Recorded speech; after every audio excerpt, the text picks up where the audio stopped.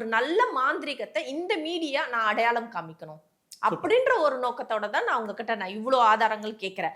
இதை நீங்க வாய் அடிக்கணும்னு சொன்னீங்கன்னு வச்சுக்கோங்களேன், நல்ல விஷயங்கள் நான் மக்களுக்கு எடுத்து சொல்லிட்டு இருக்கேன். நான் வந்து நீங்க கேட்ட விஷயத்துக்கு தான் சொன்னேன். இப்ப இன்னொரு விஷயம் என்ன கேட்டீங்கன்னா மேடம், எடுத்த உடனே எல்லாம் மாந்திரிகரை தேடி யாரும் வந்துடுறது இல்லை. அந்த கருத்தை முதல்ல நான் பதிவிடுறேன். எடுத்த உடனேவே நமக்கு ஒரு பிரச்சனை இருக்கு, டக்குன்னு மாந்திரிகரை வர்றது இல்லை. அவங்க போகாத டாக்டர் கிடையாது, போகாத டெஸ்ட் கிடையாது, பண்ணாத செலவு கிடையாது. கடைசியா இறுதி கட்டமா நல்லா புரிஞ்சுக்கங்க, இறுதி கட்டமா ஒரு கால் இந்த பிரச்சனையா இருக்குமோன்னுட்டு தான் வர்றாங்க.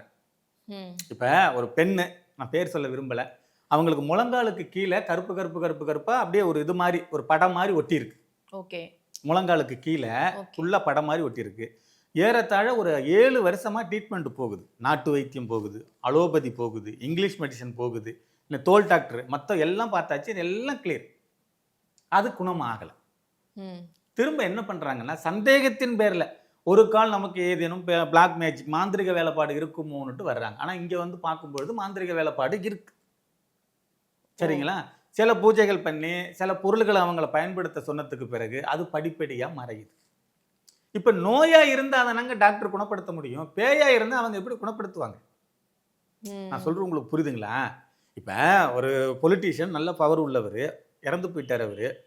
அவர் வெளிநாடெல்லாம் போய் வைத்தியம் பண்ணினாங்க, எங்கெங்கேயோ கொண்டு போனாங்க, என்னென்னமோ பண்ணினாங்க. ஆனா அவர் கண்ணிலிருந்து வர்ற தண்ணியை நிறுத்த முடியல. அது வந்துகிட்டே தான் இருந்துச்சு. சரிங்களா? இங்க பேய்க்கும் பார்க்கணும், நோய்க்கும் பார்க்கணும்.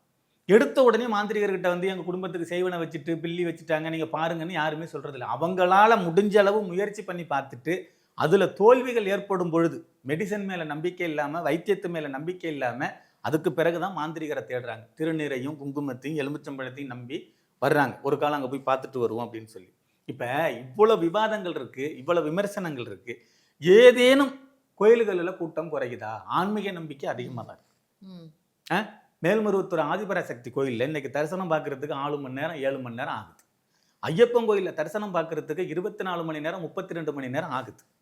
திருப்பதியில் தரிசனம் பார்க்கறதுக்கு 1 வாரம் ஆகுது. இதை விடையெல்லாம் இன்னும் நிறைய நம்ம சொல்லலாம். ஆன்மீக தலங்களில் கூட்டம் பொங்கி தான் வலிக்குது. ஆமா, சரிங்களா? மாந்திரிகத்தை வேணும்னா இப்படி சொல்லலாம். இதே சார்ந்த விஷயம் தானே பண்றாங்க. இப்ப நான் வந்து நிறைய விஷயம் எனக்கு தெரியுது, நான் நிறைய சாதிச்சுட்டேன், மாந்திரிகத்துல ஆதாரத்தை காமிச்சிட்டேங்கிறதுனால செவ்வாய் கிரகத்துல போய் நான் வாழ முடியாது. இங்கே தான் நான் வாழ்ந்தாகணும். சரிதானே? எனக்குன்னு ஒரு டைம் ஒதுக்க போறதில்ல, நான் 6 வேளை சாப்பிட போறதில்ல, வேற கிரகத்துல போய் நான் வாழ்ந்துட போறதில்ல. ஆதாரங்கள் காமிக்க வேண்டிய இடத்துல காமிச்சுதான் ஆகணும். அதை நான் இல்லைன்னு சொல்லலை.